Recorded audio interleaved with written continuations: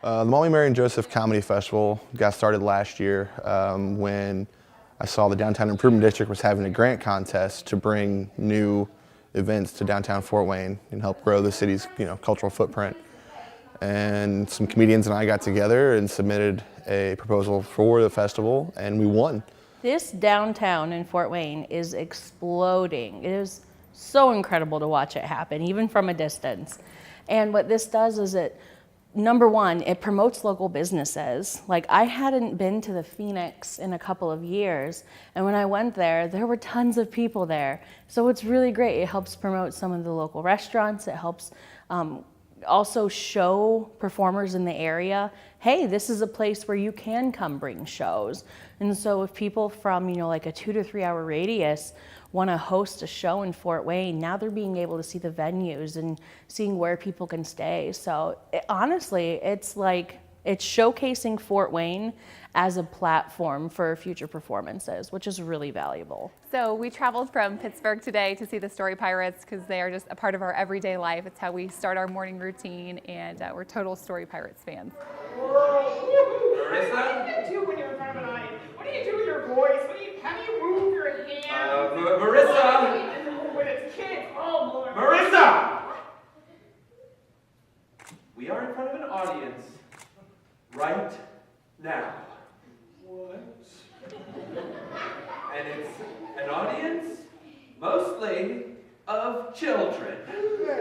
No, that is absolutely my worst fear. I get tired of that. No, oh my goodness. Guys, So since we started listening to the Story Pirates, we are all about telling stories in the morning, at bedtime, and to see them kind of acted out on stage and to just see how stories can become real life and just to really get them thinking creatively.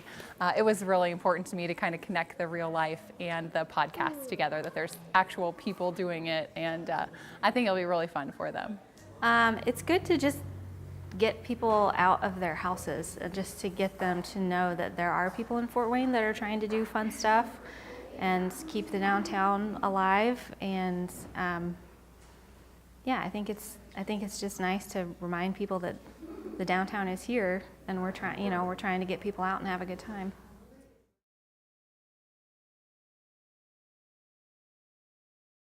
I see, man, we gonna have probably some really big names. We got names now. We probably gonna have some really big names coming probably in the next 5 years. Like some dudes from Comedy Central, they might come down and, participate in the comedy festival.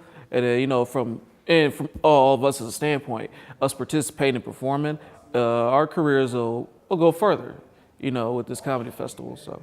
I see it drawing out bigger names. I think the people that they have here even now, the people that I used to know in Los Angeles that are here, those will draw other people out as well. As long as they can fill rooms and have different venues, these bigger name comics that are, growing as we speak, especially as far as social media goes, now that people in that millennial generation are growing into real comedians, they're going to use that social media to grow things like this. And the people that they've got out here already are making big splashes in comedy scenes all over the world. So I think that this scene will continue to grow as long as they are able to get out those fresh faces from those bigger scenes like Chicago and Los Angeles.